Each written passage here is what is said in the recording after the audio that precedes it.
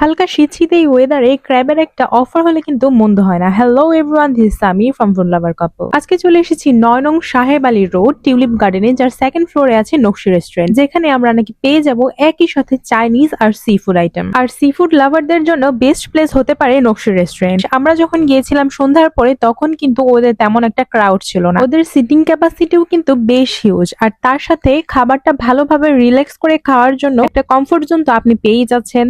তার সাথে যদি একই জায়গায় আপনি চাইনিজ আর সিফুড আইটেম পান, এই সুযোগ কি আর হাতছাড়া করা যায়?